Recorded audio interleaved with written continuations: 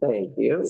Good afternoon. We're going to call the Hood River White Salmon Bridge Authority meeting to order at 2 o'clock on February 12th, 2024. We will start with a roll call and we'll work our way around the room this way. And my name is Jacob Anderson. I'm the co-chair of the Bridge Authority.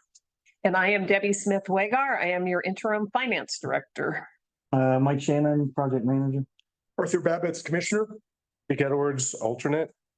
Amy Clark, admin. Eric Wilson, alternate. Grant Polson, commissioner. Mike Fox, commissioner. And in the room? Eric Bjornstad, Westcliff Lodge. Patricia Burns at Westcliff Lodge as well. Okay, and then online, I'll just call out the names I see. We've got Ryan with Summit Strategies, Brad Boswell Consulting. Mike's in two places at once. We got Mark Greenbow, Kelly O'Grady Smith, Marla. Are you there? Hi guys, yep, I'm here. Are you almost here?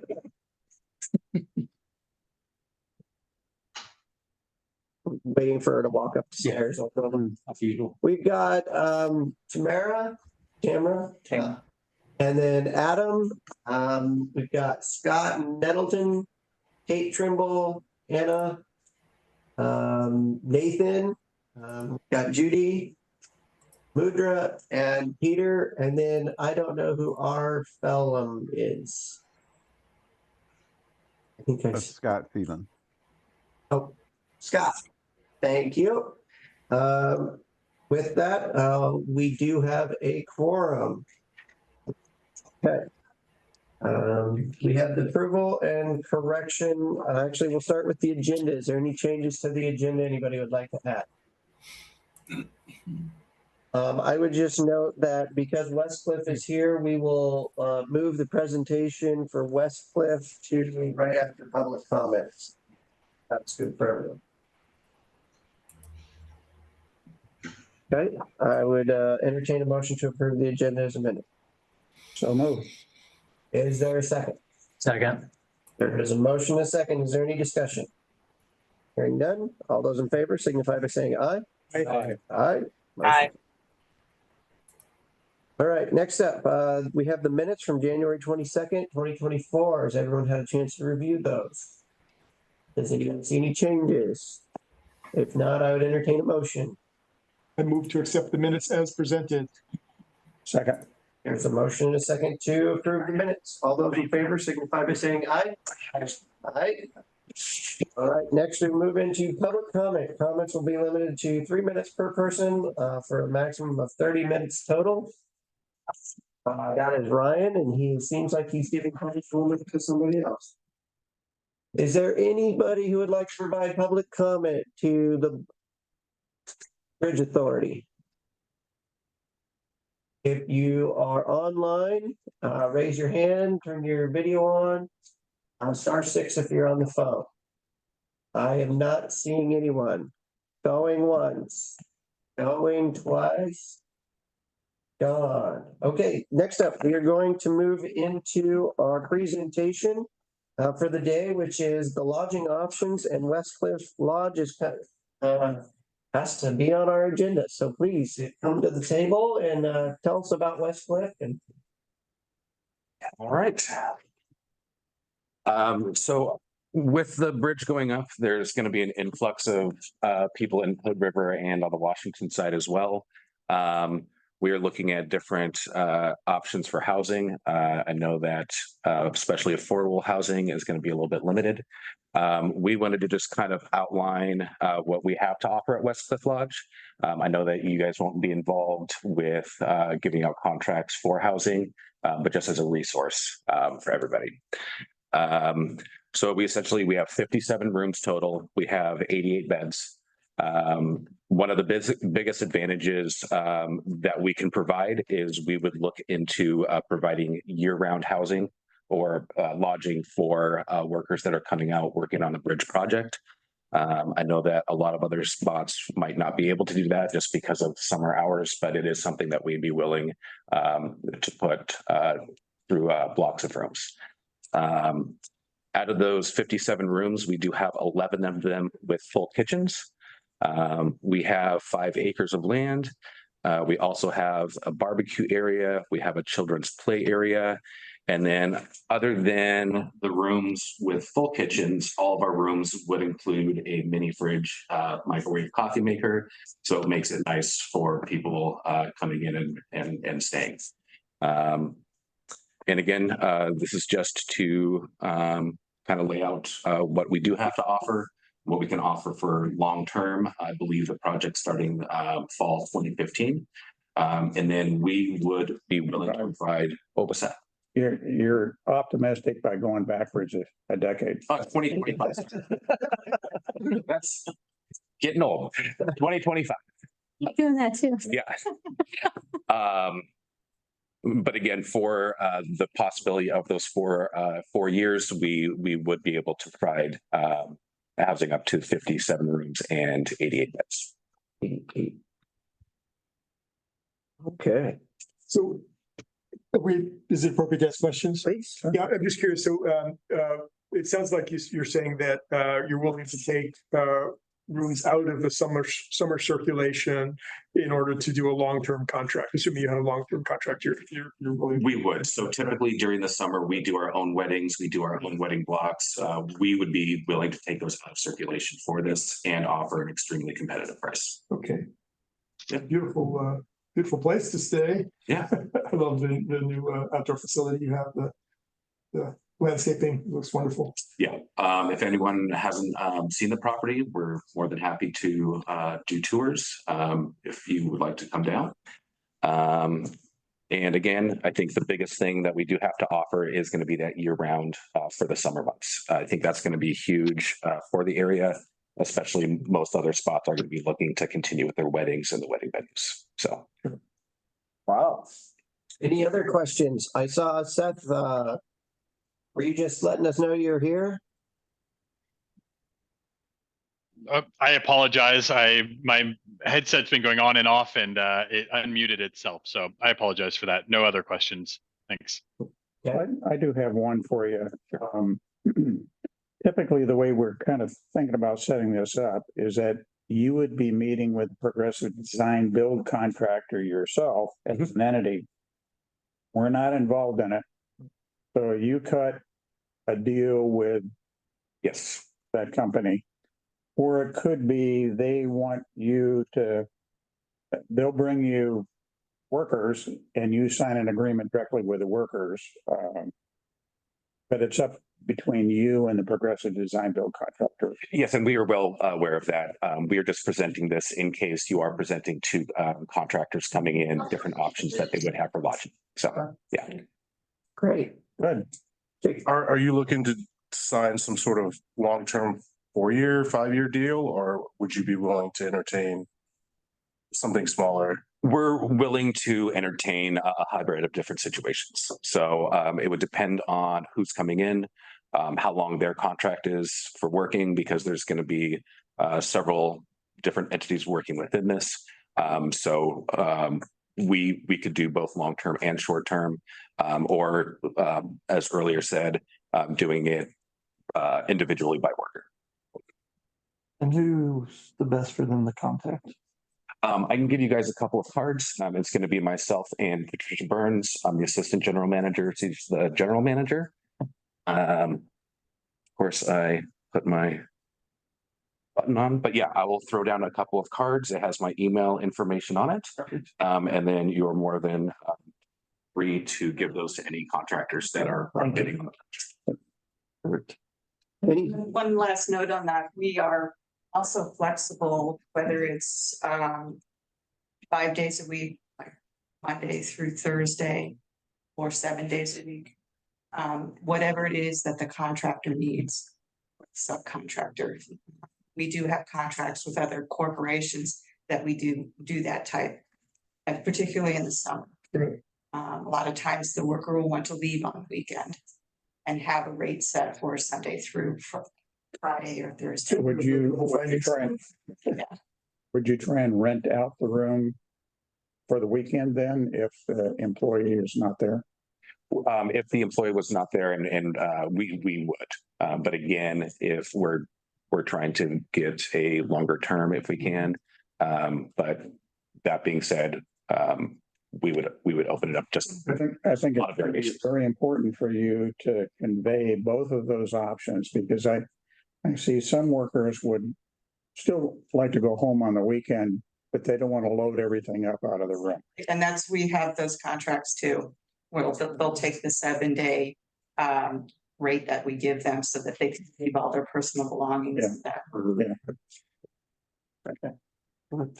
All right. Any final questions? I'll leave my business card up here for anyone as well. Great, thank you. If not, thank you both for coming. Thank you for having us. Okay, also let the record show, Catherine is online. So we already had a quorum, but now we've got more and more of a quorum. Okay, moving on, co-chairs report, Rick Fox, yeah. Nothing specifically. We're in the final throes of getting ready for the TNP and aggressive design build contract. Interviews, which will be not this week, but next week. We've completed an evaluation of the written proposals. And all I can say is all three are still in the running. The orals will make the difference. Any of the three could still win. Thank you. And I would just add, it seems like we're entering a phase and a stretch where it's getting very, very busy around here. And I'm really glad, I really feel really fortunate that we did everything in the time frame that we did, that we're not trying to move into a new building right now while also doing all this. And so it feels really great that, we're moving in a logical, rational way through this process. It's really exciting. Before you jump forward, I need to take a look at your photos out on the wall. The guys have put all the committee up. The other thing that I've asked HNTB to do, which didn't cost much money, is I want to put a clock up here on the wall. It's a countdown clock to October 1, 2029. And I'd like it there as we do the orals next week. So all three contractors know what our expectation is. I put it on my history website, and several people added their own comments saying that they've added it to their calendars now. I told them 10 a.m. Yeah, 10 a.m. That's right. And several people already put it on their calendars. All right, let's move on to our project director bridge update report. All right, thank you. Tomorrow we have the first Bridge Aesthetics Committee meeting. So everybody to be aware of that. It's 5:30 to 7:30, so we'll get that process started. It's a number of meetings. It's supposed to take place between now and September. Hopefully in September, we'll have some final recommendations from that group. But that'll get started. So anxious to see that group get going. See what we come up with for Bridge Aesthetics. As a non-participant, can I attend that? Absolutely. Okay. Yeah, so if you go to our project website, there is a link to the Bridge Aesthetics site page, and it has all of the information on upcoming meetings and events on there. So all of the meetings will be open to the public. And anybody can attend. And then there's a specific committee that will kind of be the lead of that, but anybody from the public will be allowed to attend. It does look good on the website. All right, great. Government affairs, although we have not heard on the 2024 appropriations, the 2025 appropriations are starting. I've been talking to Summit, who will help us pull those together. It's a little bit of a chicken and the egg, because if you get one, you won't get the other. So we're trying to figure out the best strategy to put something in. So it'll be a little bit of a flurry over the next few months getting those those put in, as hopefully we'll hear over the next month or so how our 2024 applications went in, where we have potentially $9 million that's out in potential appropriations. So I think that's something that we'll want to talk with the counties about, because the counties were supportive of this round, but we have our own process for going through the CDS requests. So I don't know if both county or, both sides of the river will want to put in another project going forward when, if it could flop over, you just wasted a year. Yeah. And that's the complexity this year is if you got something previously, you won't get something now. So trying to prioritize what somebody's going to put in, and it's going to be a little bit of a shell game over the next 2 months to see how all of this shakes out. But yeah, I mean, it's not going to be a completely straightforward process. But they still have to pass a budget in order. Yeah, that's the other problem with it. Yeah. And I have it, is Jim on? Anybody from Salmon? Yep, I'm here. Yep. There he is. Jim, do you want to explain if you can, where we are on the appropriations? Yeah, I mean, as far as we know right now, they've got this kind of high level agreement that they signed off on a couple of weeks ago. They've provided allocations to the individual subcommittees to try to put together the 12 individual appropriations bills. That process is underway right now.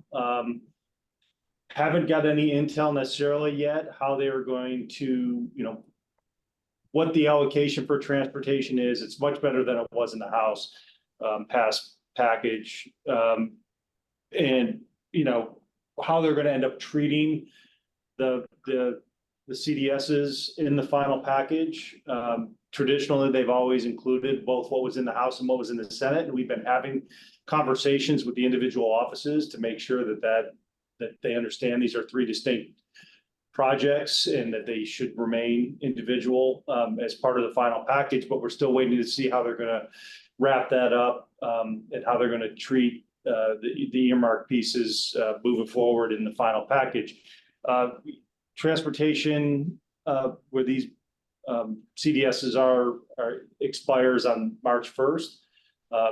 The hope is that they're going to get it finished by then. There's a lot of work that has to get done before that time.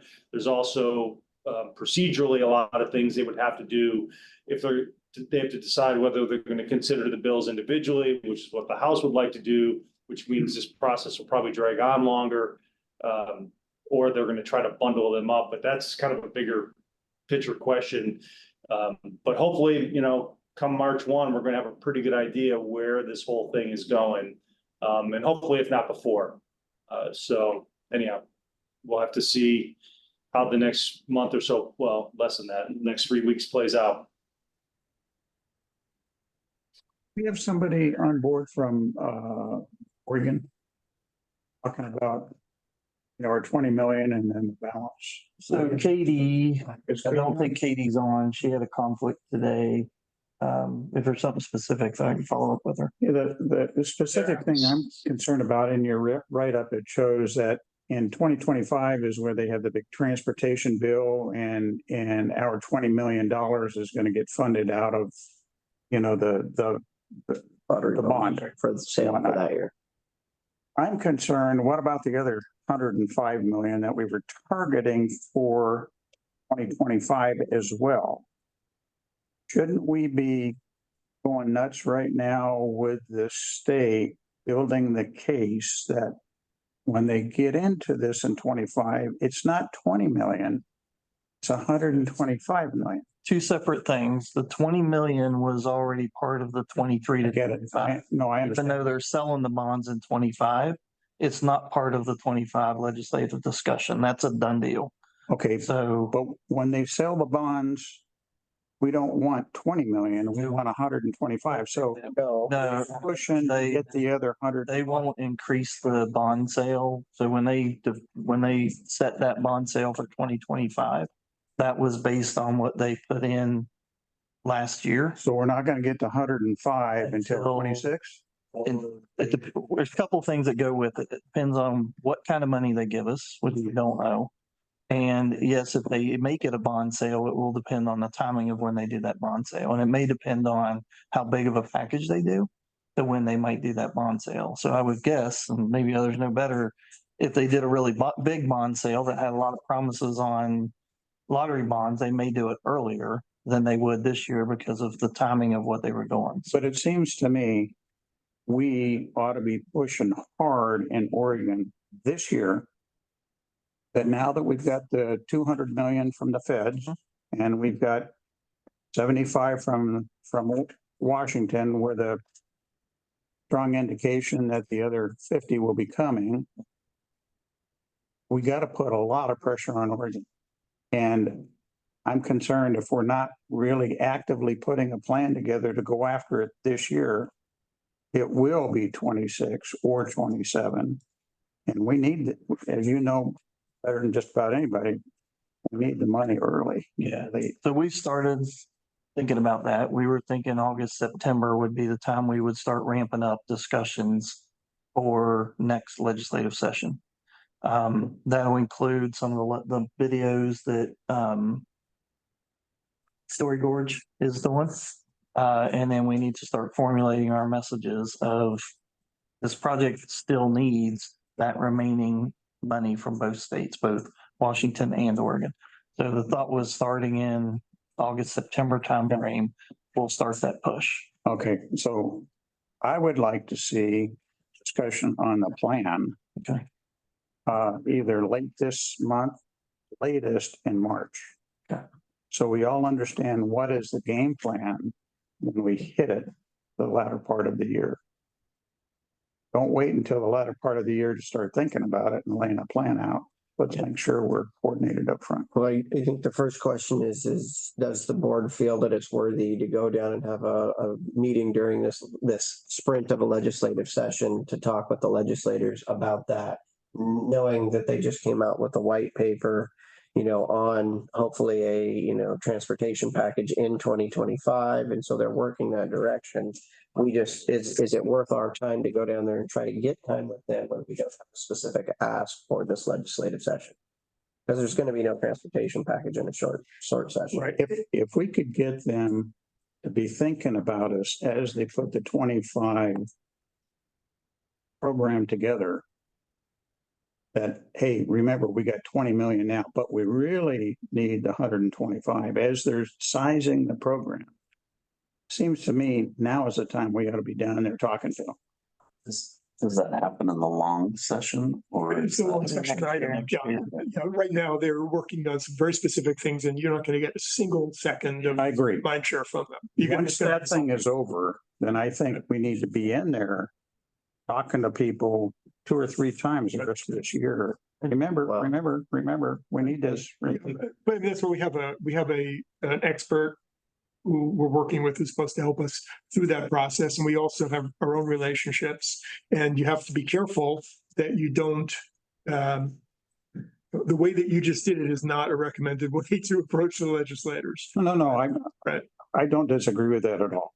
What I'm after is let's get our plan together. And if it means, if it's a benefit for some to go down there 2 or 3 times this year, let's go do it.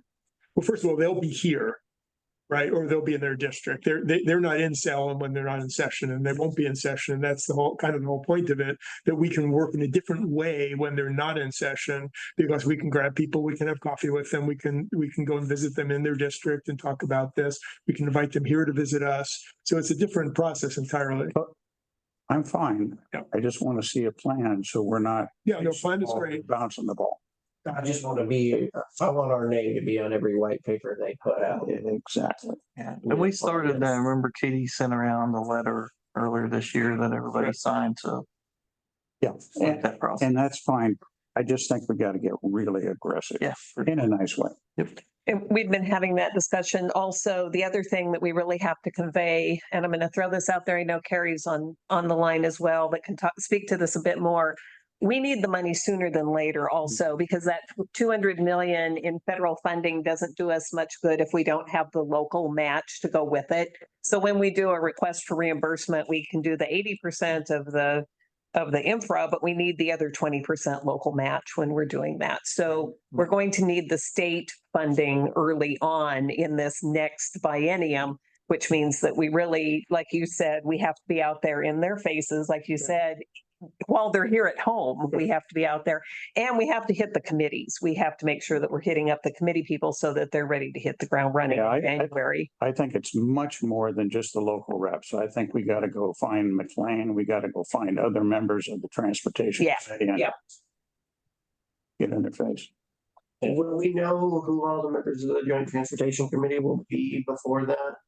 Well, you don't know what the result of the election is. Yeah, so. So things change, but and again, this is what Kate is supposed to be helping us with, but you do the best that you can, and you recognize you have to be somewhat flexible. Really what you're trying to do is educate at this point. You're trying to make them understand or help them understand that this project exists, and what the complications are of this project, especially, as Debbie was saying, the cash flow issues. And that's kind of a unique thing. Well, not necessarily unique, but it's a critical element of this, which I think we can educate them. And I think people appreciate being educated. They don't like being hounded.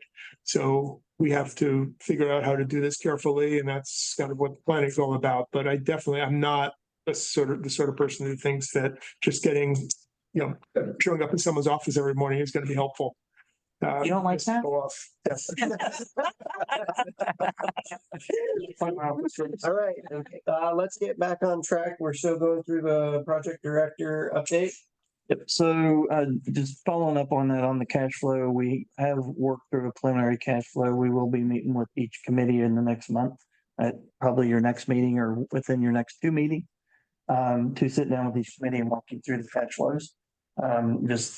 It needs a smaller group focus to walk through it. I thought Grant just was responsible for everything. He is. Yes. We want to make sure you all are familiar with what he's responsible for. So, Okay. but we will just giving everybody an update on that. On the rest of the other funding, the Washington State grant for the agreement for the $5 million of the 10 million that Washington gave us this year, we should see by the end of February. It is in their AG's office being finalized. I'm hopeful to hear back this week from them on that and then be able to bring that to the board at the end of February, which will give us access to that 5 million. We're working with FHWA on the transfer of the Bill 20 from the port to the Bridge Authority and just getting that paperwork done. We do still have a pending grant out there, the BIP grant for 200 million. It's still a pending grant application. So that is still out there. And then we are working through the RAISE grant for 3.6 million and infra grant for 200 million with FHWA just to get through those grant agreements. Expectations on the infra, expect that to be at least a year to get through that grant agreement. It does take a lot of time to get through those. So we may not see that and they may not sign. And this is another big point on the needing the local money. They may not sign, probably will not sign the infra grant without full funding, knowing where the full funding is coming from. So we are still $150 million short on local funding or state contribution. They probably will not sign the infra, and TIFIA probably will not sign. Well, it's not just. I think you need to get somebody to look at that. Because I can't believe it's in the for language. How about I-5? Same thing. Until they get their, I don't know how they're going to do it, but we need to find their infra grant does the same thing ours does. I-5 won't, they're going to start it before they. It depends on what they call it. It'll depend on what they call a project and what that money is going to. Yeah. I think we have to be thankful that they were willing to write this down and commit to this before we got the state commitment. Yes. I fully expected that they would say, good project, get the state to sign on, then we'll look at it. So the fact that they're willing to do it this way, well, be thankful. Some of us were ready to jump all over because they did the same thing down at I-5. They gave them 600. I don't know the specifics of that. So just want everybody to be aware, it will be a flurry of who comes first of when we get things signed. TIFIA will be the same way. Right. So it'll be a matter of getting this and getting commitment enough to get this signed, and that will all come together 2025, summer of 2025. Barry? 2025. Barry's got his hand up. Yeah, I just wanted to introduce to you a couple of terms. Most of you are probably familiar with these, but there are two terms that are important here.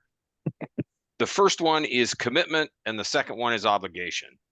And in the world of grants, what they're going to want to see, I think, in order to sign the infra grant agreement is a commitment from the states to provide the money. And a commitment is different from an obligation. So what that means is the state has committed, like they have for the 20 million, like Washington has for the 75 million. They're saying you're not going to get that money till 2027, but legislatively it is committed. And at that point, it becomes a cash flow exercise. We can deal with that. What we really need to secure from the legislatures in the 2025 long session is commitment with timing. And so if they say we can't give you this money till 27 or 28, we can deal with that in our cash flow discussions, in our cash flow exercises.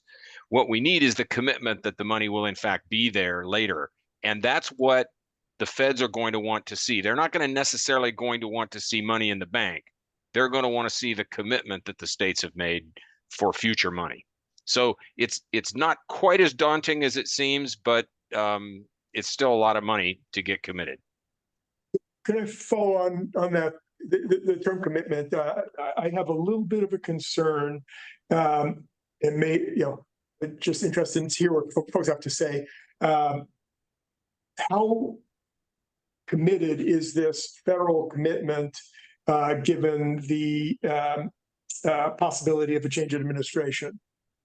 Is there the possibility of a new administration attempting to claw back commitments that were made under a previous administration? I'll defer to Summit on that one. I suppose anything is. I was waiting. I suppose anything is possible. I would say, I suppose anything is possible. Okay. Yeah, traditionally, I would say no. But we blinked out, sorry. But nothing is traditional right now. And if nothing changes with the election, I think we could see a lot of efforts to claw back this funding. And obviously that would run into issues on the Hill, and, it'd get pretty political pretty fast, but. I have one question on that front. The total amount that was allocated to infra, is it similar to what some of those other programs are, where it's a set number that they can decide how they're going to award it across a span of years? And so do we know where they're at on that total infra allocation that was given? Like how much of that have they used? Or how much they've done 3 years. I'd have to look at the exact numbers, but they've basically awarded 3 years worth of infra funding so far. And they still have, or no, wait a minute, they did 2 years, I'm sorry.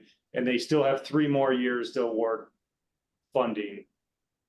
That's the risk, I feel like, is if there's an amount not yet awarded because they're anticipated for future years, and then that program is revisited under new leadership or legislation, do they then start chipping away into amounts already allocated, and then it's all got to get. I mean, your best defense against that, if I might, Stress. your best defense against that is to show progress towards spending that money. What the feds want to see more than anything in the world right now is that money getting spent on progress. And so, our efforts over the next several months are going to be to see if there's any way to accelerate getting that money obligated. They're unlikely to claw back money that has been obligated. What they're going to be looking for is money that's been committed and then is just sitting there, and there doesn't appear to be a path to a finished project.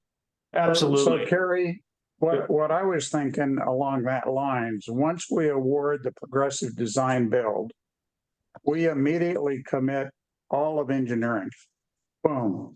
Now that doesn't mean that we paid for it, but we've signed a contract that says, and let's say it's $40 million for design. We're committing $40 million of this money into that account. So it's on their contract. And then as soon as we can, we would go after chunks for construction and get it obligated. Yeah, I mean, we're also looking at an option of contracting for the whole project Mhm. and then do the rest, do it as task As a orders. relief. That way you obligate the whole amount. So we obligate the whole 520, but when we pay it out as task orders, is the other option. That way it looks, we've got it all obligated out. That's the other message that I think we all need to be aware of is if we can finish 1A, when we finish 1A, let me revise that, by December, that will be a big message to progress that we're making going into legislative session in 25. Yeah. That the project's moving, right? That we're basically the only thing at that point keeping us from going forward is state funding. So it really squarely puts the project in the state's laps to complete it. And it looks like to us, that's very doable to be done by the end of the year. Yeah. Catherine. Sir, thank you. So this is a question for Mike Shidden. Did I hear you say we're gonna obligate all 520 and then do each section as a task order for the contractor? We would contract for the full length of the contract and then do amendments by the phase. Got it. Okay. Cool. Thank you. We're still confirming that we can do that, but that's where we would like to go with it. That way we can say it's all obligated day one. I think we can. Out in the commercial world, we did it all the time. Yeah. I want to be a little careful of the term, and I apologize if I'm getting too far in the weed. I want to be a little careful of the term obligation. Yes. We're using it in two different ways here. When I'm using the word obligation, I mean the federal government has obligated that money to our project. You are using the word obligation as in we are obligating money to a contractor. Those are two different, those are apples and oranges. So I just want to make sure we're not getting confused here. Yeah, our term would be commit. I don't think you find a different term than commit either, because that's another term that the feds use. Right. We are gonna get back on track again. Sorry. Before we commit to any more ideas. Yes. Mike? Sorry, the treaty MOAs, we're working through, with the different, treaty tribes, Yakima Nation, FHWA had a meeting with them. They're gonna make some modifications to the section 106 and we're gonna make some modifications to the fishing treaty MOA. Hopefully that'll allow the 106 to move forward, because they still had some outstanding comments on that. Nez Perce has scheduled a meeting with legal counsel for us and FHWA on February 20th. So we'll see what comes out of that meeting. We have sent them an updated version of the MOA that is similar to the MOA that we've been working on with Nez Perce. With Umatilla. I attached in the meeting, and we'll talk about this a little later, the memorandum of agreement for Umatilla. And then Warm Springs, FHWA has sent them a request for a government to government meeting so that we can get them back to the table talking about the treaty MOA. Geotechnical, you may see our geotechnical folks back, or you will see our geotechnical folks back over in the port property parking lot, getting some additional geotech. We had some leftover budget, so we're going to get some additional data collection rather than leaving it. That way the progressive design build has more information when they get started, and it fills the gap that they would have done anyways. So it'll just advance getting that information, not having to wait for them to do it. So did you coordinate with Kevin? Kevin's on. They were told to make sure the port was fully aware. So I don't know if anybody's called anybody yet.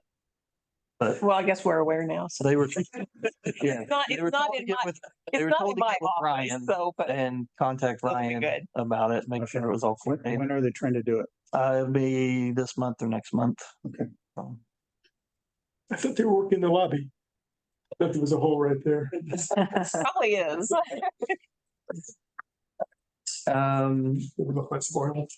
We did have a conversation with BNSF. Not a lot of impact for them. We just need to kind of stay in front of that. We are going to start working on the first agreement with them. I'll call it preliminary engineering, pre-engineering agreement with BNSF.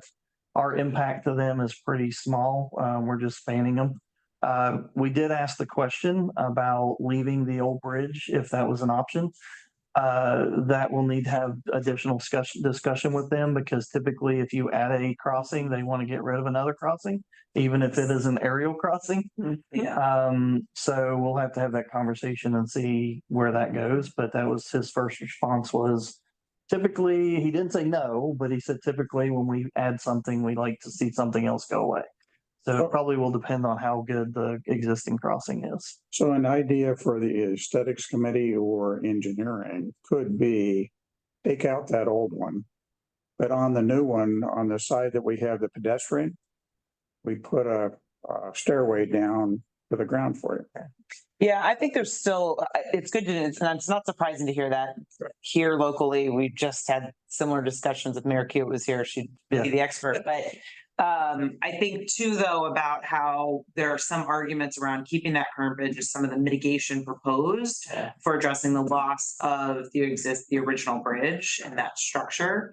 And so I think there's things there to continue to refine and build out a more thorough picture of what it would really look like, and also explanation that that would not be a future vehicle crossing, and see like what, because I do think they follow pretty standard 1-for-1, and then you've got to get into the nuance of your situation. I just suggest as you go forward on this, think about long-term maintenance on that old structure versus. I'm sure they'll want to have some engineering documentation that it's not going to collapse on their tracks. And that would be part of the discussion. Is it worth, it might not be even worth keeping it versus building something new. So, and that will be something that Ray's grant part of that is going to be looking at those connections.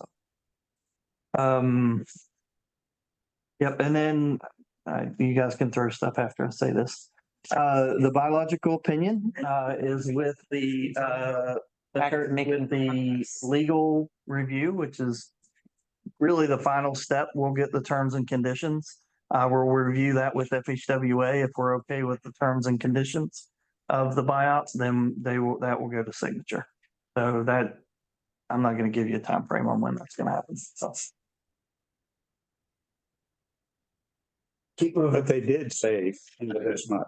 Well, they've said a lot of things, but it seems like a step. It's another step. We are making progress. We don't know how many more there are left. It's moving forward. Yes. So that's where we are on that. That's it. Okay, let's move on to our legal report. Judy. Yes, good afternoon, everyone. I think we'll start with the IGA because I'm sure that's what everybody's interest is. And I'm happy to report we're about 98% there.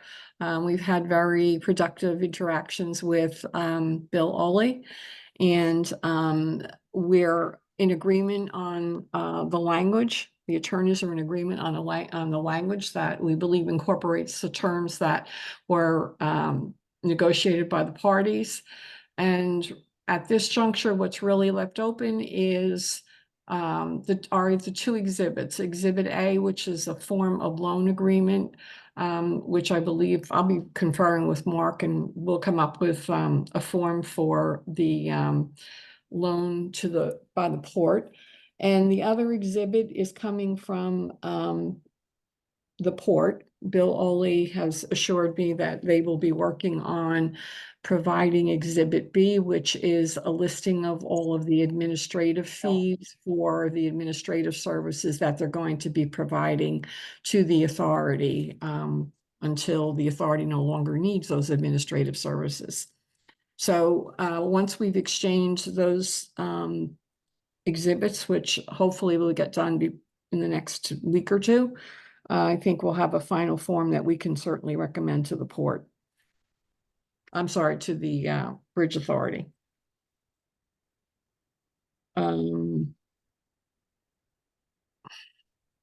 So Mike, you reported on the tribal memos, tribal MOU, so I don't have to do that. With respect to the entity status legislation, Foster Garvey has revised the draft legislation so that it will also exempt the authority from the budget law on the same basis as other districts that do not levy a property tax. So that's Foster Garvey working on that legislation. The procurement of municipal advisor, I think that's on the agenda for next month or for next meeting, Mike. That's the PFM one. Yeah. Yeah, right. correct. So I think we're ready to go forward with that. The other one is with respect to the procurement and contracting policies and procedures, it's still under legal review.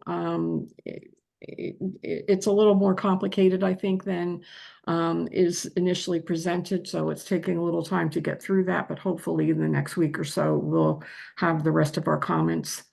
The janitorial services contract has undergone legal review, and I believe that's one as well, Mike, that's on the agenda for next meeting. Yes. Right. And then the traffic and revenue, that's the CDM Smith one. I think that one as well. Let's see. I think that one has also been reviewed by legal, and Foster Garvey has drafted a motion, I believe, which will support awarding that as a personal services contract. With respect to the Tiffy loan, Foster Garvey's been working with the Funding and Finance Committee to develop a credit presentation, which is the key requirement in applying for the Tiffy loan. Foster Garvey's also drafted a master bond resolution and a term sheet that summarizes the provisions of the master bond resolution.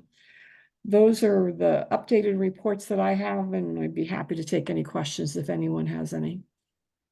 Judy, I think you just received the bylaw draft. Is that correct? Because I received an email.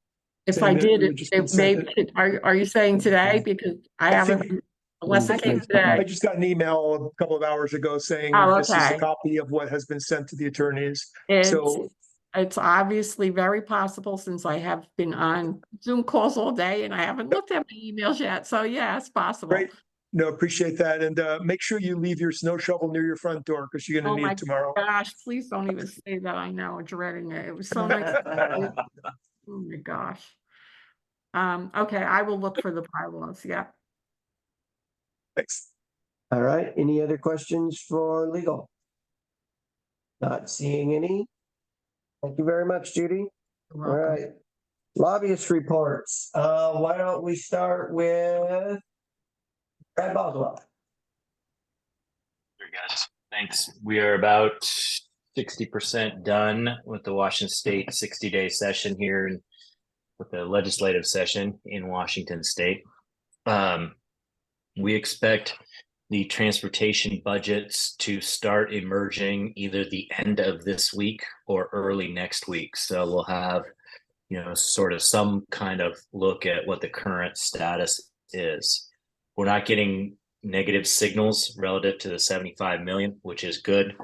I know that Senator King is always working to try and figure out ways to plus that up. But again, one of the challenges that I've mentioned to everyone before is that there are most of the projects currently being worked on in Washington State are coming in way over budget or are having significant cost inflationary pressures. That's both a good news, bad news scenario. It means that we have to continue to watch the 75 million and make sure that nothing happens to it. But we are starting to hear discussions of looking at a next level transportation package for 2025 again. Again, the good news is they're going to be looking at another package. The bad news is a lot of that is going to be used to try and fill some of these holes on projects. But again, we're going to stay in the mix. One of the things that was mentioned earlier in this conversation, I think it's really a key component, and that is continuing to show progress. As long as we are moving forward and there is visible, effective motion forward, I think we can hold on to that. The 200 million federal funding helps a lot as well. We've been quietly talking with policymakers about that.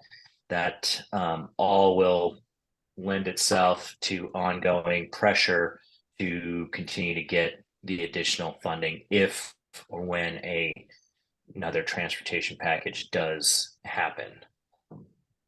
Again, we are definitely in better shape than a lot of other projects out there right now, but continuing to push. I know some of the things that were discussed earlier around Oregon, we're going to be doing those same things this interim, and working, especially once we get sort of decisions made for contractors, all of those kinds of things. We're going to be sending out a regular cadence of communication to both legislators and staff and DOT about, just visibly demonstrating the progress forward that we are demonstrating right here. So I'm happy to answer any questions. That's kind of where we're at. We'll have more information in the coming, several days.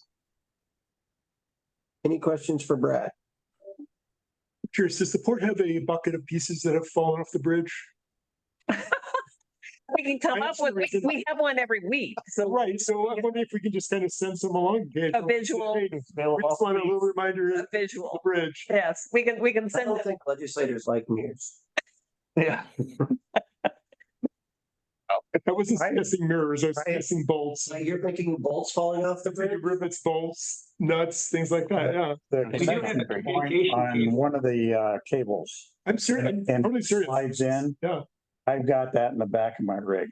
Give it to Senator King. No, Senator King. Well, he knows what to do with it. Yeah. Okay, one update I think I have is that, in Washington, there's a lot of talk about the Climate Commitment Act. It's going to be on all of everybody's voter in November. And the dollars that we have is not coming out of that. We had originally hoped that we would get some money out of the Climate Commitment Act. And from my conversation with Senator King today, it was, well, aren't we both glad we didn't get money out of that, because that could have been an ugly position. So there's a lot of changes at the state level moving forward. And I got a phone call this morning from Senator King. He's working on that transportation budget, and he said he might have about $1 million to $1.5 million available for bike ped. And I said, well, can we just stick it on the bridge, because it's, $50 million of concrete. And he said, no, we want it to be off the bridge. So I got together with Mike Fox and Mayor Marla, and we've got something that we sent in about noon today for the trail going up to White Salmon. So still trying to make that case. And it would be the second. So they've got funding for the design and engineering about 100,000, right? Mm-hmm. And this would be about $1 million for building construction. So it's not a high hope, but it's something that if he thinks he can sneak it in, he's going to try to slide it in.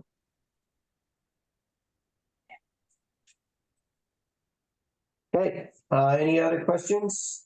If not, we'll move on to Summit Strategies. Yeah, I mean, most of what we were going to talk about, we've already touched on, waiting on the appropriations process and the status of the CDSs that were in both the House and the Senate bill. So we continue to work on that, as I mentioned. Later this week, Mike is going to be meeting with one of Senator Cantwell's staffers from the Senate Commerce Committee, who's going to be out doing a tour of the bridge. She's been very involved with this project on behalf of the senator. And, we met with her when the delegation was back here in the fall. And so it's a good opportunity for her to see the bridge in person, and appreciate you taking time to do that, Mike. Catherine's good people, so. Yeah, we just finalized that. She'll be here at 3:00. She just has a very short window, but if anybody's free at 3:00 and they want to come by tomorrow. I didn't find out till Friday, and we finalized the time today, so it's been kind of a short turnaround. Yeah, she reached out to us on Friday, so I guess she had a window and she wanted to come down and see the bridge. So appreciate you doing it on short notice. Yeah, no problem. we've had some conversations about trying to get somebody senior from DOT out to tour the bridge. Maybe have a big check. We'll have to, it's kind of an ongoing process, when they're gonna do that. I think, some of you are probably aware that Secretary Buttigieg is doing an equity roundtable tomorrow in Vancouver related to the I-5 bridge. So, they are not necessarily standing with big checks, but they are, going out and doing events around some of these projects. So we will work on seeing if we can get somebody senior from DOT out to see the bridge. That's about it on our end right now. Mike referenced a few of the other things we're working on as it relates to CDSs, and just have to see what happens with the appropriations process. Unlike the states, they don't really have hard deadlines here. So keep hopefully that, like I said earlier, that March 1st deadline we'll at least have some clarity around that time, that they'll finish up the 24 process and then start the 25. Any questions for Summit? I guess the only thing that we would need to discuss is, usually we would have been planning a trip out to DC in the early spring with the 200 million. Is that something we still think is valuable and necessary? We still have the TIFIA process. And then is that something we want to do and spend money on? If not that, I think something for us to consider is going and meeting with them here locally to get their support for the state money. I think we reserved a bunch of these little core samples. And I think it would be nice, either we do it locally or a few go back to DC and hand those around. I'd like to see us put it on a little platform, wood platform, stick it on there with a little label or something. Because every time we go in their office, I'd like to see, like others, they've got photos of this bridge, that bridge, whatever. It'd be nice to see a chunk of our core sample on their desk. Point to something from the last visit. Yeah. So we're gonna put nuts and bolts on it. I prefer the bolts, yeah. Well, maybe the next one is when we tear the old bridge down, we'll take a The couple. bolts haven't been contaminated by Hanford. Nothing underwater. I don't think I want to go through TSA with the core sample. Okay, Right behind you. more discussion on that moving forward. All right, next up, there's no other discussion for Summit. We can move into our consent agenda. We have our invoices. Is there a motion to approve the consent? Moved. I'll make a motion. Does it need to be voting or, oh, yeah, oh my God, it's a long day, guys, sorry. I'll second. Good time in Super Bowl, huh? Yeah.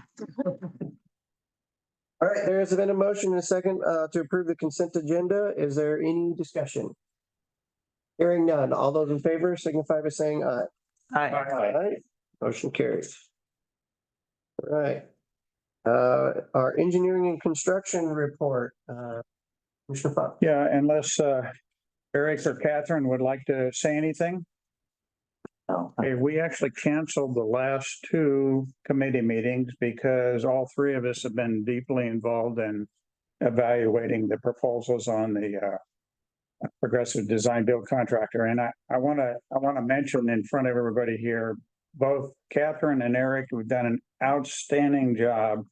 We're talking about hours and hours of their time going through these proposals and answering questions, generating questions, scoring. They've really stepped up to the plate. So appreciate it. Not done yet. Not done yet, but we're getting close. Okay. We'll move on if there's no questions. All right, governance, administration, and operations. Sure does. Okay, so the IGA is beyond our area, so we had a focus at the last meeting on the bylaws.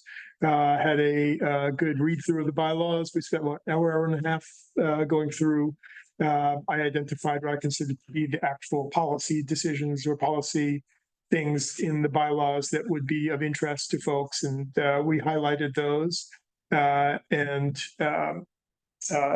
staff has now incorporated all of that discussion into a document, which I received a copy of just before coming over here, and that's been sent along.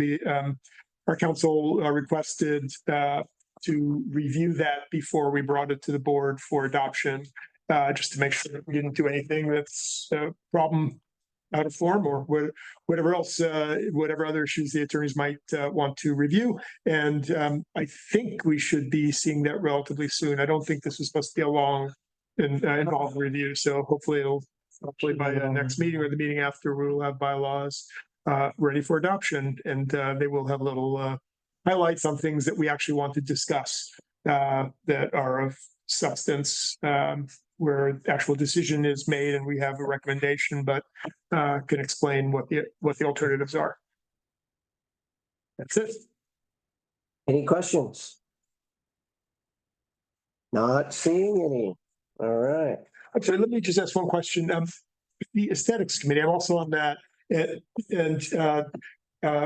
you said that the invitation was up on the site. I see it on the calendar on the site. I don't see it in any noticeable way.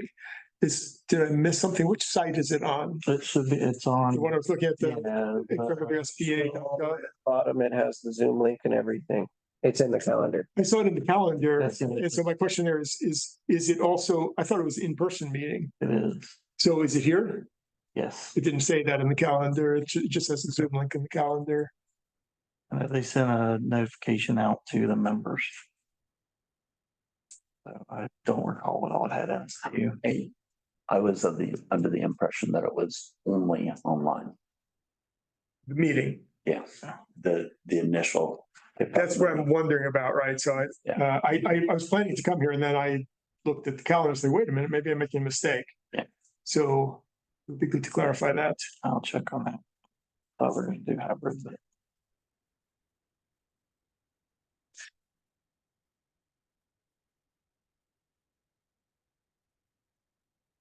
Okay. I'm over here. Any other questions? Not seeing any. We will move on. We have no unfinished business. We will move into new business action items. Agenda item 9A, 1, and that is the resolution to approve the TIFIA process. We have before us discussion on the resolution authorizing the TIFIA loan application and authorizing the finance director to sign the necessary related agreements. Has everyone had a chance to review that? It seems like it starts the process, right? Yeah. And we don't need any staff update since everybody had a chance to review it. Entertain a motion to approve the resolution. So 2023-24-7. is that, I'm going to interrupt here because is that a good resolution number for you guys? Or I actually just had something, I was using an old template. Oh. And so I don't know that that's an accurate resolution number. Let me check that. 24. Yeah, 24. I meant to, well, it was highlighted, actually. That's why it was highlighted. So I would make a motion that we approve the TIFIA loan application resolution and direct staff to apply the appropriate resolution number to it. Second. There is a motion and a second for the TIFIA loan application. Any discussion? Hearing none. All those in favor signify by saying aye. Aye. Aye. Motion carries. Okay, then to the reimbursement policy.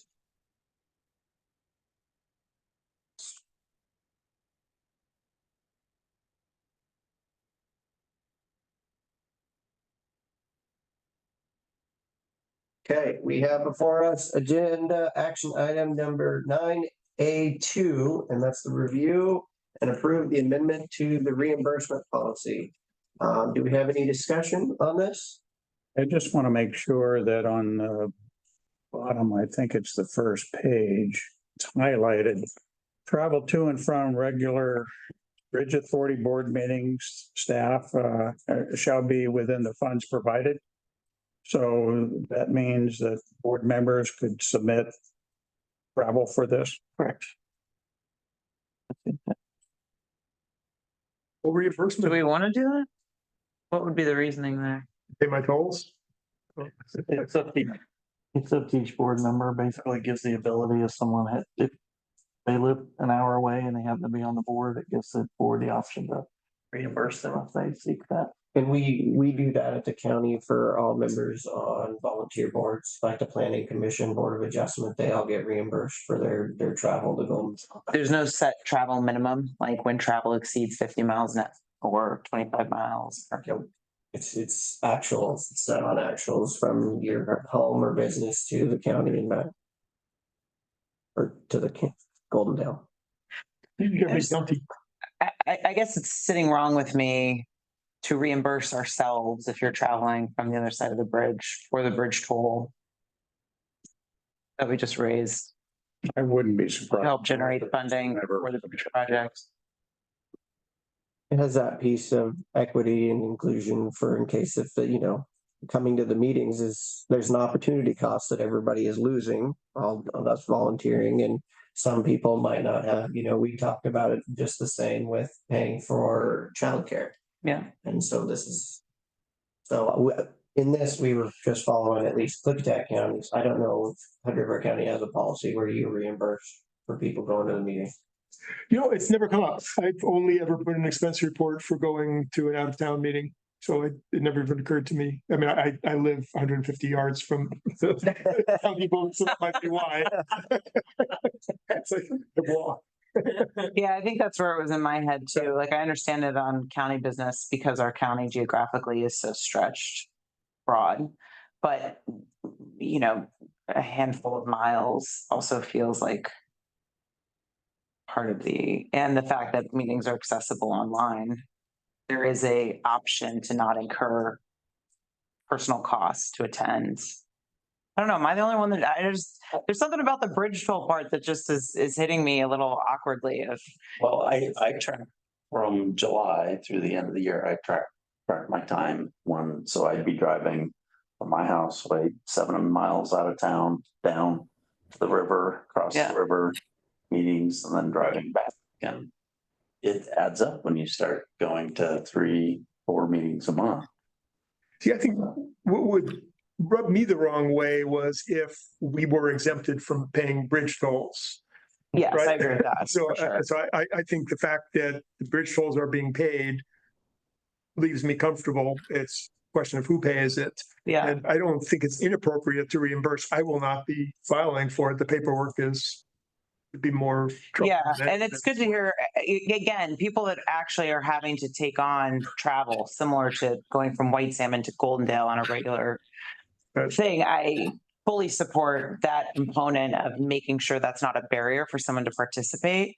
But that's where I think I don't know, I guess I'd be more comfortable, even if it's a very low mileage threshold, of spelling out some mileage threshold so that future people who live potentially in downtown Hood River and come here, or someone who is living in White Salmon proper and just traveling a very small amount, is not using the system in a way that could be calling criticism out on, I think we're all well-intentioned, but 20 miles each way. 25 miles. I mean, I'm fine with I would say even 10 miles doesn't bother me. I mean, I think that gets you at least out of just like this central, you're right, truly up on the bridge. But again, if I'm the only one, it's not that I am in total opposition. I just wanted to raise some of these things. When I first read it, I noticed that a call out as well. And I was just like, that's a little interesting. I look at it in the future, people coming and joining the board, as I think you mentioned earlier, some folks struggle a little bit. So I would be okay with this if we put, say, 10 miles each way, or 10 miles one way is the threshold. If you're over 10 miles, you can submit. And maybe that would help the folks that need the help. I'm okay with that. It doesn't seem to be a lot of point to it, given that I don't anticipate that people aren't going to put in $8 expense reports. And if it's a matter of principle, then I don't know what the principle is. I think it was more just, yeah, to me, it landed wrong when I first read it, because I was thinking in the future when those $500 million are rolling in and there's a lot more scrutiny from the public of how all of these dollars are being used. If there's the story that comes out of there's 12 commissioners and they all are getting X amount as to all of their reimbursement just to represent our interests as they're, pushing this project forward. And I agree with you. I think it is likely that this isn't going to be everybody submitting. And I think certainly I support taking down barriers that might prevent people from doing this because of a burden of travel or that excess time. So I didn't mean to send us off the rails and try to add in an extra requirement. I just wanted to raise how I heard how it was landing with me initially. And I think having input is good. And I guess I would just hope that it's getting used by those that need it or do have that excessive travel. Me personally, I wouldn't see it being an issue for someone that's living right down the street.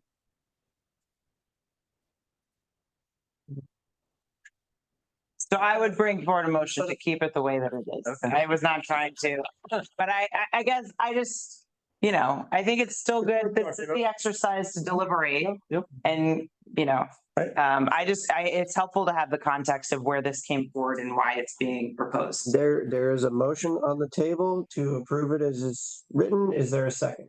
I would second it. All right, we can have further discussion. Yeah, I would offer an adjustment to that, because looking at this from the outside looking in,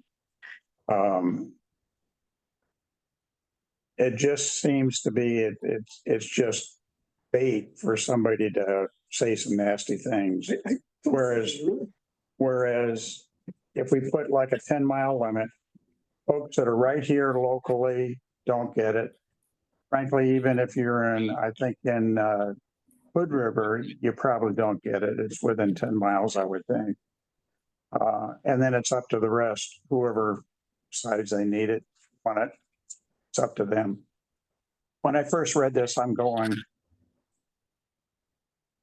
just doesn't feel right. Yeah, I guess. And when you're looking at the big scale of things, frankly, this is nothing compared to the loss of revenue that every one of us are doing by volunteering for this. So I would be concerned about the fairness doctrine, and I think we've had this is so you have someone that drives from White Salmon to Goldendale for a planning commission meeting first for it, but then you have someone that's say 9 miles out of town who doesn't have the same access to that equity.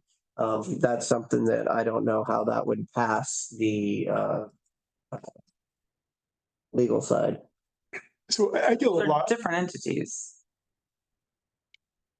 Right, I just don't see how it would pass our legal side in saying that Mike gets access to reimbursement to come to meetings, but Eric doesn't. Yeah, but we already have that difficult. I mean, we've navigated this before when we were considering the childcare stipend, which I would. So, and again, we're a different entity. This isn't another committee within the established government operations of the county, and now our rule is being different. There is no rule on the table, and now one's being considered for how this entity allocates its funding. So if you think that a rule which has some logical guardrails on it is going to protect you from the person who wants to complain about this commission doing whatever. I have been involved in elected office now for 12 years, and it will not. If people want to have a problem with you, they will have a problem with you when you've done nothing. And if they don't have a problem with you, they'll ignore as you do horrible things. So I don't see this as inoculating us in any way from anything by making it more complicated. If we took it out entirely, then yeah, there would be nothing to grab a hold on. If there's any sort of reimbursement for expenses, they'll say the trip to DC was a boondoggle. They'll say, you know, whatever you do, they're going to have problems with. There's a phrase which I won't say in a recorded meeting. I'm going to withdraw my concerns on this. Frankly, you know, if you live a mile or two away, it's going to cost you 10 times as much trying to fill out the paperwork than what you're going to get. Yeah, look, Mike, I appreciate you bringing it up still, because again, it's how it lands with me. There's something about it that's just uneasy, and maybe it's as part of the 70%, as Washingtonians, 70% of us are paying all tolls. And so it is constant crossing that's happening in my household. And I think one conversation that's been raised by myself and other commissioners in the past is how are we addressing what is a huge burden for a lot of our households just with the increase in September. And on the Facebook Live, tolling is top of mind for people. So I'm uncomfortable and I'm not submitting, but I can see where future commissioners could have a barrier, and I don't want to prevent diversity of representation here, but it just lands funny to think eventually you're reimbursing those that have raised their hand to serve by the dollars others are paying in on their daily crossings on that bridge, or the funding we're working so hard for construction of the bridge, however small, just is an odd connecting the dots. I guess I like, for me, if somebody points that out, because I've seen some of the comments on Facebook where they're accusing the port commissioners of making all this money. And, you know, and in the ridiculous sums that they say that staff are earning. I think when somebody says, yes, you're right, I can earn a whole $6 by going to that meeting. If I decide to turn it in, that's all we get. You know, we're trying to manage a $520 million project through the goodness of our hearts. Go ahead and be upset over that bridge toll for Commissioner Fox for going to the meeting. I think I'm not too worried about it. Well, I guess I'll just plant the seed, because I think you bring up something that is getting to the root of where my discomfort is. The surface argument people are raising, if this is what they're criticizing, is in response to us not going a layer deeper to what is the root frustration. And the root frustration in our communities for many years, I think, has been what has felt like tolling increases or tolls being paid and not seeing those investments getting returned in a way that feels fair and transparent. So now, as we navigate the first toll that is going to help fund the future construction of this new bridge and that this new authority will oversee, and knowing since it was implemented in September and even last spring when we were considering the increase, there has been a constant drumbeat from some residents of like, what about the top percentage of users that are seeing the significant increase and carrying that burden? And I don't think we have done that conversation enough justice.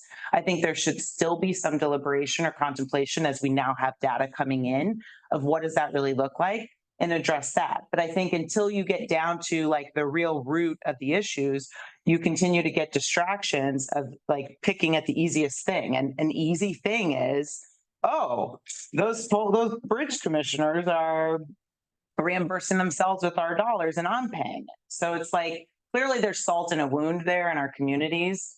And I think a lot of like valid points have been made, and that's why I support and put the motion on the table for the way that it's written. But I just think I would say in conclusion, I think underlying this is not nothing, but this is like the icing, and the real meat of this issue, I think, is deeper and something that continues to get kicked or pushed down. But it seemed like and I get it. I read all of those too, you know, those comments. I think we got to continue to show that we're making progress on this bridge, and you're actually going to get a bridge. And the old one's going away, and the authority that's managing the new bridge is us from both sides of the river. I don't think we're ever going to solve the history.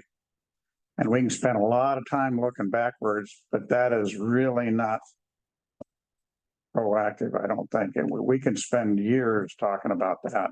But what's important is, let's fix it, and let's. Yeah, look, I'm only looking forward. I think there's lessons to be learned. And I think as we mature and this authority goes forward, I think there are better ways that address equity concerns about how you handle something like the payment of those tolls for your most frequent users versus those that are, occasional or different. But again, I'm done. I'll put a pin in it. Okay, Marla called her own question. All those in favor of the amendment to the reimbursement policy signify by saying aye. Aye.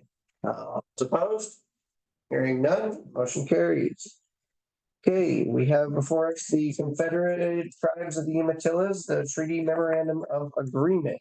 Staff, you want to give a little bit of a review on this? Yeah, so we have been working with Umatilla to get to a point of what we would bring to the board as a recommendation for signature of an agreement. So we've gotten to that point. We've gotten legal review from our staff, our legal counsel. We've gotten legal review from FHWA and ODOT. We're to the point where there's not really any additional legal review. The only pending piece of the MOA is attachment E, which is a big piece. It is the piece that describes the payment of the how will mitigate for the impacts to the fishing. Use reimbursement. No, I don't want to use that word. So what this is that we would like to draft a letter to Umatilla to basically just let them know that the authority is satisfied with where the MOA is, and their intent is to move forward with that agreement, with the understanding that there is some additional work to be done with attachment E. But as it is written and as the attachment is currently drafted, the board is fine with signing and moving forward that. And I think part of what that is just showing the board's commitment to move this forward and to hopefully put, that commitment in front of the tribes so that they will hopefully have that same feeling that it's real and that they're ready to. So attachment E is included in what we would send them that basically says, we're ready to sign it. Correct. Including attachment E. And attachment E is a formula for how payments could be made to the tribe for loss of fishing. Yeah. It's something that we worked on with them. We didn't do it by ourselves. So they've seen it. They're having a little trouble themselves coming up with an option. They like it, but they don't like it. But they don't have anything to offer up. So we're trying to use this as a means to show, okay, everybody's done their homework. We think this is a fair deal. We're ready to sign. And now if you'd like to make a change, we're more than willing to listen and work with you to come up with an agreement. How was the formula? Sorry. I'm sorry, go ahead.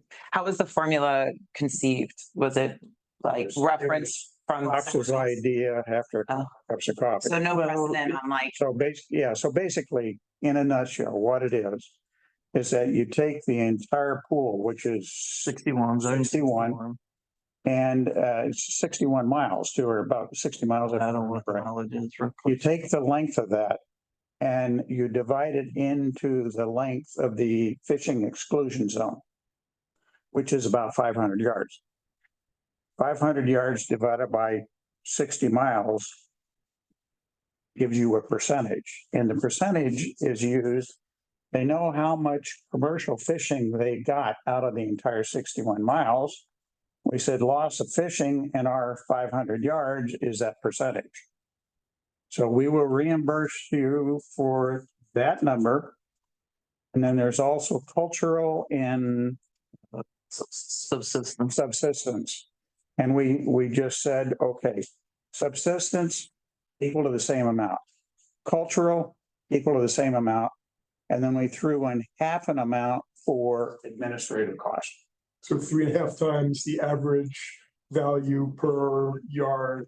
Of what we're. Total value. The way we calculate the number was look at the Fish and Wildlife numbers for the trout. We use the highest years, so kind of their best years. Right. And then It's basically multiplying that, yeah, that calculation by 3.5. and their best dollar amount that they also receive. Catherine, And then also we did discuss the fish that are not sold and accounted for by Fish and Wildlife as well. So there was another, That's the, yep, so there's another added in cost for the men and women who fish, who sell personally, you know, as well. So we also did account for that. and that's our subsistence and the So the formula basically says that, and it says, we're going to take the average price from the previous year to apply it to the next year. And everything is done 1 year in rear. And now there's a credit. We've also got a segment in there that if they want to fish during the season, there's an ability to come to the authority or to the bridge, and we'll have it sectioned off into 12 sections. And we'll have an agreement. You can fish in this section this time because nobody's working in that area. You don't have barges or cranes or anything. So, but every time you go in and you get approval to do that, we take off 1% of the revenue that for the entire year for fishing that. So it kind of, we get a little bit of a credit back. Now, when you're looking at the price of this, we ran the calc, and this is only for one tribe. There's 4 tribes. That number is somewhere around $35,000 to $38,000 a year. For each tribe or for all? For each tribe. per year for roughly 6 years. It's about $1 million to $1.5 million total for the 4 tribes. so the issues that come to my mind with this is these are broken up into families that have their own spots. Do we know that each tribe has at least one spot within this area? We don't really know, and we're trying real hard not to get in that business. Wow. We're working with each tribe. Now, how the tribe divvies up the money, that's up to them. We don't want to get in the business. So then the other issue I would have with this is, say all of the fishermen are from one tribe. And that fisherman's gonna come in and say, hey, I want to fish in here, but it's gonna take 1% of all the dollars off if we allow it. But that's going to affect one family, but it's going to affect 4 different tribes' revenues. No, the request to go in and fish is per tribe. Per tribe, okay. So everything is on a per tribe basis. But then the other issue is we don't know if that fisherman's getting paid by the tribe. We don't know. It's in the agreement that whatever they don't pass down to the tribe has to stay and do certain types of work with, to the benefit of The tribe. the fishery. So then my last question would be, is this agreement at all been vetted by anyone from the tribal with the limited waiver of sovereign immunity? That's been through legal review, FHWA, and the tribe. Yes. The one tribe. That tribe. Yes. Okay, because Other tribes have not. I'm really worried about that with the. This agreement that is in here is purely Umatilla. Now, what we are looking at doing is sending this agreement to the other 3 tribes to update them from the previous version and say, here's where we are with the other tribe. One of the things we're trying to do, understanding that each one is going to be individual and there'll be an agreement with each tribe, is to try to keep components like the mitigation where it's got to be measured consistent so that you can actually measure it. Because otherwise, how do you measure? If you get into different ways that they can access it, and how do you measure that? We're trying to keep parts of it consistent, but understand that there's individuality in each one.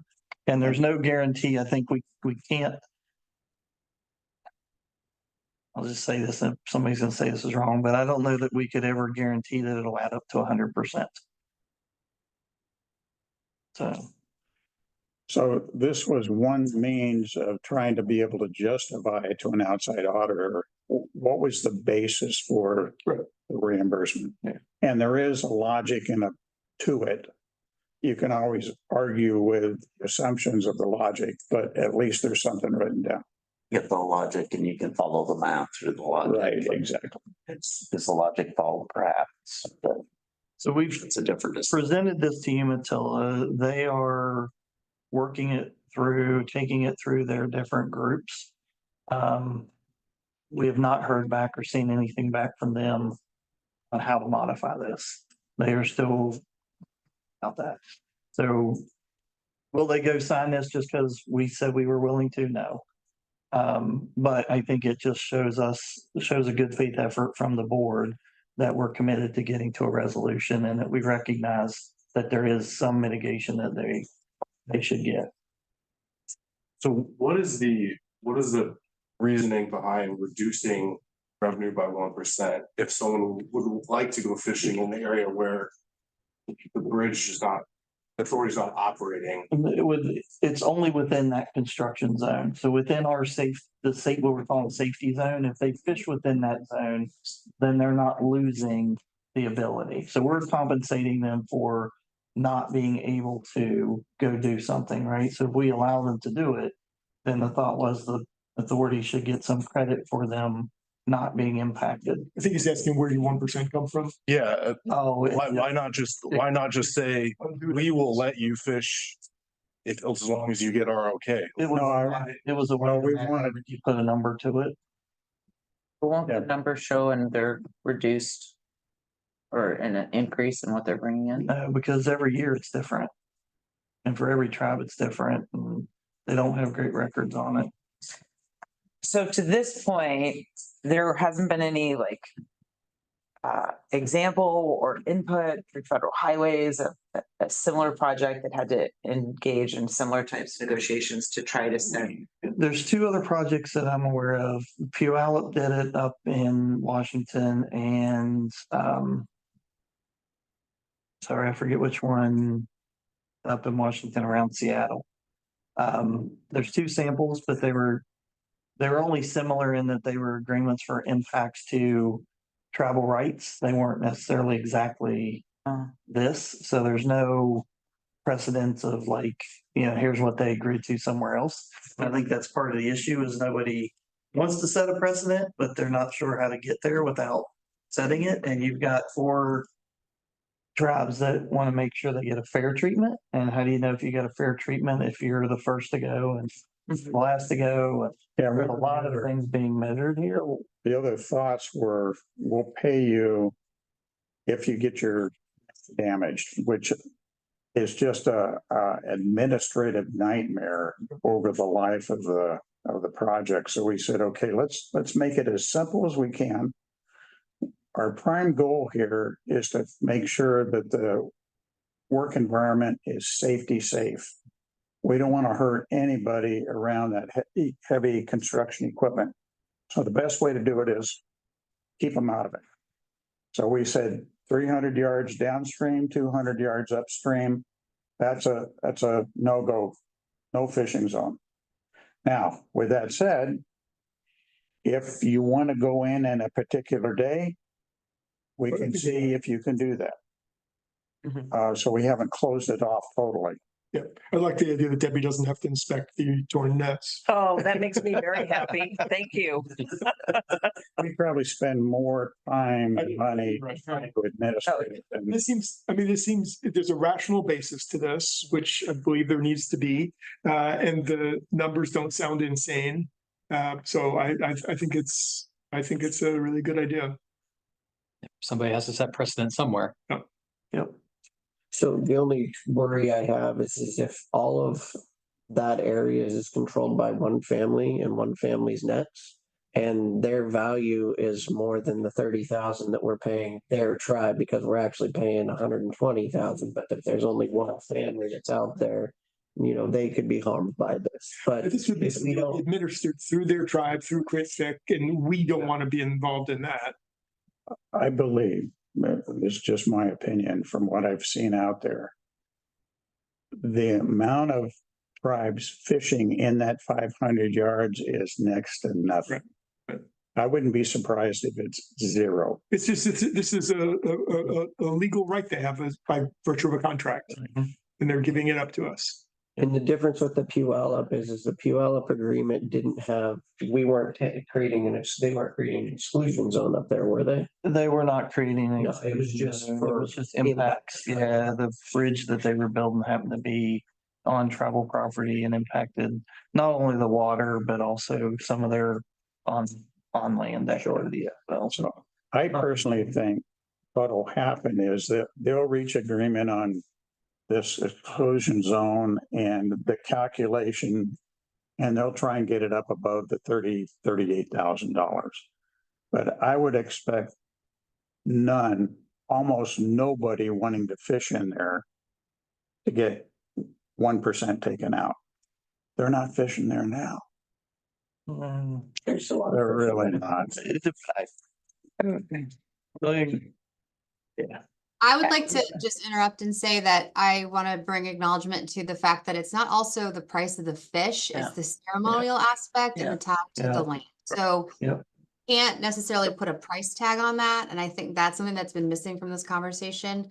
I do want to say, being involved in the very early parts and hearing they want this to work. And so they want us to come to agreement, but there's been again, this is sort of the thing that Marla, our mayor, was bringing up.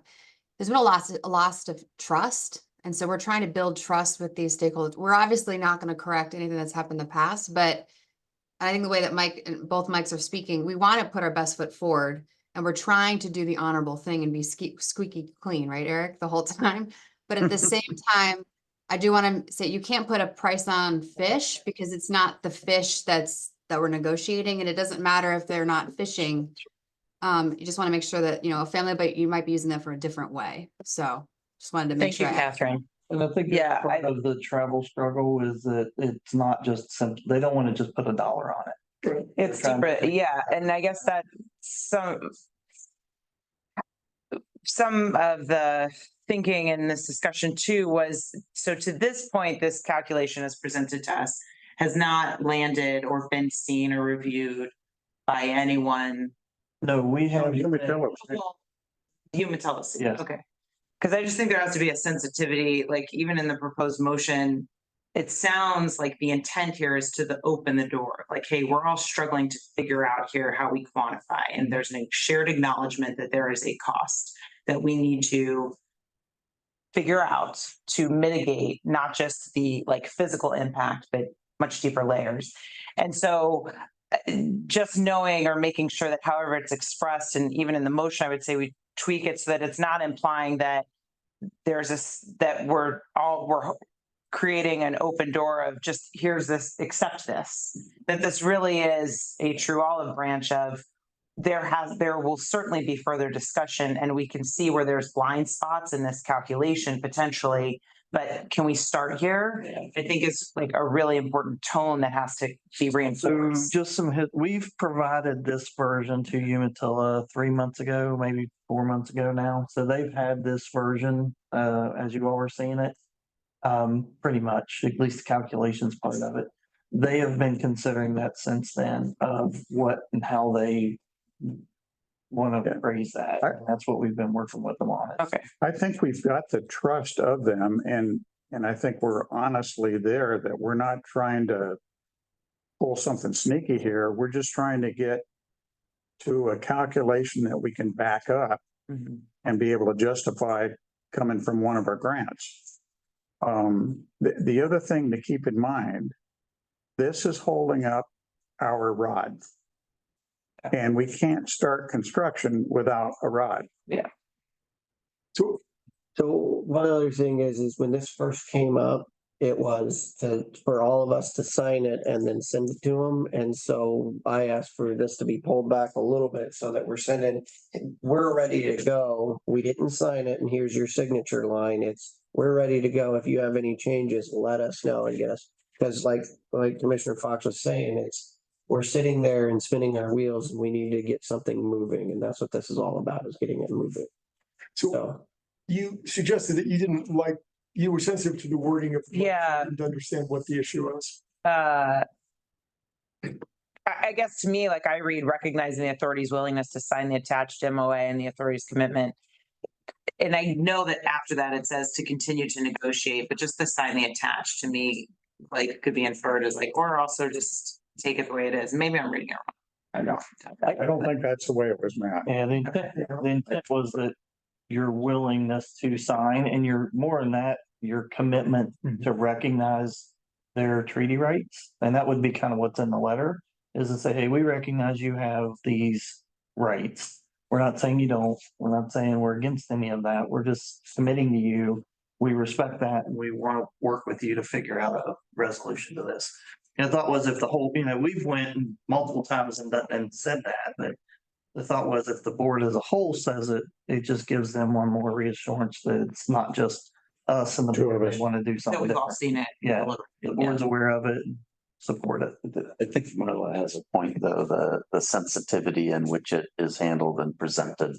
Yeah. Does have a huge basis. Absolutely. Even, I mean, we've talked about this in the proposals and that sort of thing, is that building of trust. And you can, such a small misstep can erode a lot of trust. So, yep. And this isn't the last negotiation we're gonna have on this. Yeah, we got 3 more. Well, 4 more right now. Well, that's just on this, but then we also have the other stuff going across the water and going across the properties. Yeah. So there's a lot more. Yeah, there's right away components that aren't part of this. Would anybody like to make a motion? And if we don't want to send a letter, we can continue doing what we're doing. Like I said, the thought was this, we hope this will maybe help to reinforce the board's willingness for it. Well, I like the idea of acknowledging that we've had this discussion and that we're looking for a way to start finalizing an agreement, and that this seems to be a good place to start. I think it's a great way to communicate that. So moved. Would you like to articulate it, Bill? No. Well, we can use the language that was provided. Yep. Okay, is there a second? Right. There's a motion and a second. Any further discussion on this?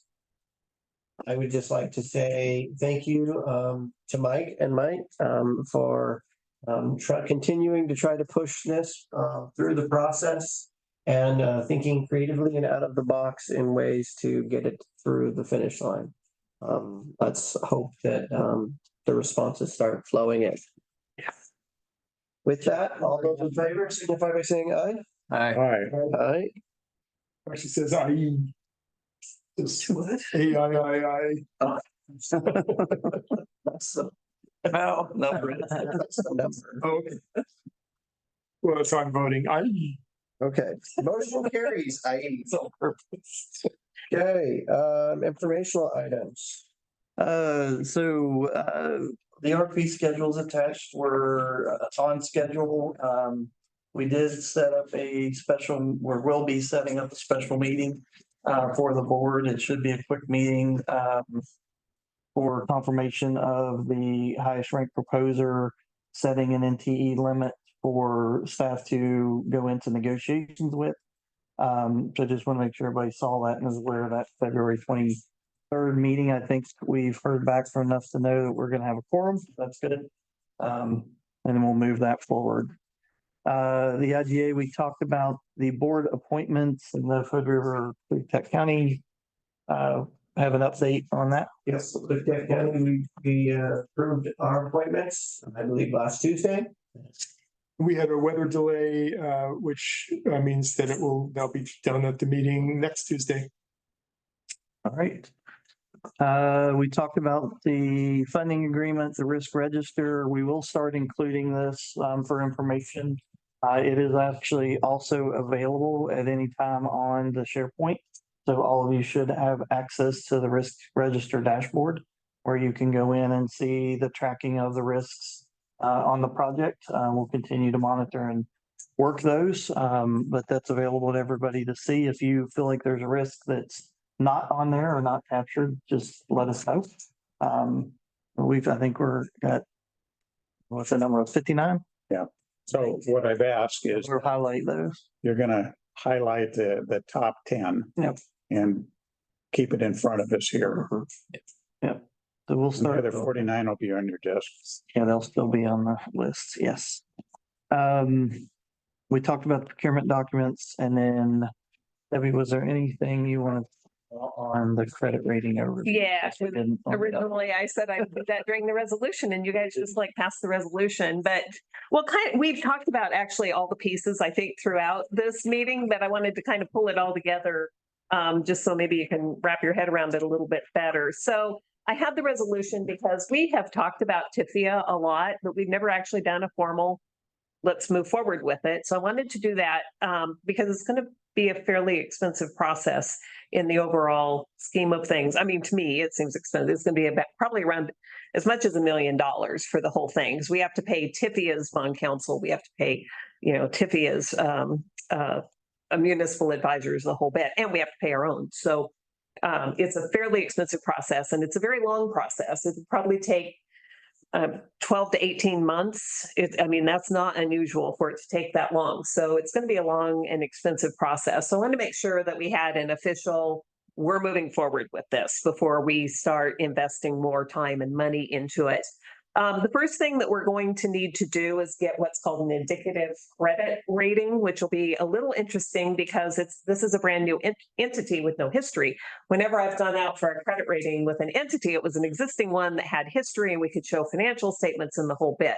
So this one will be a little more involved as far as who the people are and what the project is. And so the great thing about this project is that we have an existing bridge, we have traffic, we have revenue, and we have a pretty committed audience here. And so it's not as difficult as it would be if this was a brand new project. If you all of a sudden said we want to build a bridge across the Columbia and there's no history, that would be a challenge.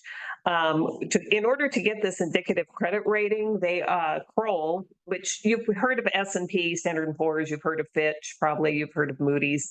Well, Kroll is fairly new to the credit rating world. I had not heard of them. They've been around for about 10 years, and I had not heard about them, but they're probably our least expensive one, and TIFIA will accept their credit rating. So, and all we need, it doesn't matter in a normal approach, like if the city of White Salmon was going out or if the city of Hood River was going out, they would be wanting to get the highest credit rating possible because it would affect your interest rates. This will not affect our interest rates. This is more of a, yes, you meet the requirements, or no, you don't. And the interest, and I'm probably going to get this wrong, but anyway, it's based on treasury bonds. So the credit interest rate is the same for everybody. So it doesn't do us any good to spend more money to try to get a better rating. It won't do us any good. We just need what's called investment grade rating is all we need. We have already started working with them, hence the engagement letter was attached to this. That was kind of what started all this, is that like, well, who signs the engagement letter? We really don't have an approval process, and it's not for the Port of Hood River. This will be for the Bridge Authority. So that was kind of how we went down this path. Kroll has agreed to come out on March 19th. They will be sending people up from their California offices to look at the project, meet with people. We're trying not to let it get to be too many people. Obviously, the financial advisors will be involved. Obviously, the bond counsel will be there. We're going to have Mike Fox, and I'm not sure, Jake, if you were available or not, but I know we had talked about that. It's on the 19th. Yeah. So, but anyway, to have some representation there, but not to overwhelm them with, everybody being there. So they're going to come out, look at the project, see our presentation. PFM is very involved in this. Typically, credit ratings are pretty much driven, the process is driven by the municipal advisors. So PFM will be kind of driving this process. It'll just be all the rest of us supporting it. So that'll be in March. And then CDM Smith, we want to be able to present the traffic and revenue study that was done for the Washington State Transportation Committee, and CDM Smith has agreed to do a small contract with us. That was one of the things that Judy was talking about. That will actually be a small contract. You will probably hear us. We are also going to recommend, we as staff are going to recommend that you pursue CDM Smith to do the full-blown traffic and revenue study that will be necessary for the TIPIA loan because they have the history. And so if we had to go out full RFP, they'd probably still come in the lowest because they have the history. There's not very many. There's not very many that do it. That is correct. And they would hit the ground running anyway. So you will see more about CDM Smith probably in the future as well. And then as Judy also mentioned, so one of the other things that we have to have is a master bond resolution or master bond declaration, which is basically sets out your policies and procedures and just the whole thing surrounding issuing debt. So everybody, you may not have even seen it, but every county, every city, and the port already has a master bond declaration. And so now the port or the Bridge Authority will have one as well. And so Mark Greeno has pretty much, I think he's got that done. In fact, I think it's in my plate now to review what he's written so far. So that'll be coming back in the next few meetings. We'll have that back for you to approve as well. And then obviously we'll be giving you lots of updates as we go through this long involved process. But we did want you to know about the indicative credit rating process because you're going to hear a lot about, the fact that Kroll is going to be on site on March 19th. For that. So as we get closer to that date, we ought to be thinking about what do we want to show them. Oh, yeah. And so PFM is kind of, like I said, they're kind of the gatherers of the information. They will kind of orchestrate this. We'll have a very mapped out, orchestrated process to get this done. Typically, Kroll will probably be here for 3 to 4 hours for I think we're planning on them coming in the afternoon. But it'll be very orchestrated. We'll have our speaking roles and we'll have all of our topics and all of that and what we want to show them and that whole bit. So yeah, we're getting that going. So yep. I'm thinking cash flow schedules. I don't think we'll get into it. We won't get into anything. We will want to follow whatever PFM recommends. If they want. It's a very controlled process. Okay. So any other questions? One question I had is for the TIPIA loan, we don't need an indicative credit rating, but if we are going to have to go out for cash. Actually, we do need an indicative credit rating for TIPIA. Right. But the credit rating, it doesn't matter. So right. Yeah. Your interest rate. But if we have to go out to the open market for cash in between, that credit rating will have a large impact on that, correct? It could. What will have a larger impact because the Bridge Authority doesn't really have any history is collateral. They're gonna anybody that like for a bank loan is going to require collateral. So we're looking at when we were talking about the Oregon Infrastructure Bank, for example, they'll loan us money, but they're going to take it out of the lottery proceeds when those come through is where they'll basically pay themselves back and go that process. So that one is going to they would look more for collateral rather than a credit rating. Actually. We already determined you have this box of mirrors, right? Yes. Yeah, is that good collateral? I have a car they can donate. Okay, any final questions? If not, we can move on. We've got a meeting beginning in 7 minutes, so I'd like to push through. Do you need to talk about any of the upcoming action items? No, just want to make sure everybody sees there's a lot of upcoming contracts. Most of these are all related to this year. We get people on board for that. So those will be coming up probably at the end of this month. Yeah, that's it. Okay, we'll just let everyone online know we will have a presentation by the City of White Salmon on housing on February 26th. And we will have the Facebook Live tolling community event on March 26th, 2024 from 5 to 6. Our next meeting is Monday, February 26th, 2024 from 2 to 4 here. Is there anything else for the good of the order around the table? Yeah, Marla and I are on a news broadcast tomorrow. Yeah, OPV's 12 o'clock show. Go I figure out forget what- it's on, Think Out Loud, yeah. Oh, cool. They're doing a segment on the bridge. Just great interviews. We'll see how it goes. Oh, you haven't done it yet. No, it's tomorrow. Okay, but I mean, it's just such a wonderful, Yeah, Dave, yeah, it's a good one. Yeah. it's a very generic name. He's just a fantastic interviewer. Okay, any other updates from online or in the room? I am not seeing any. So with the will of the group, we will adjourn this meeting.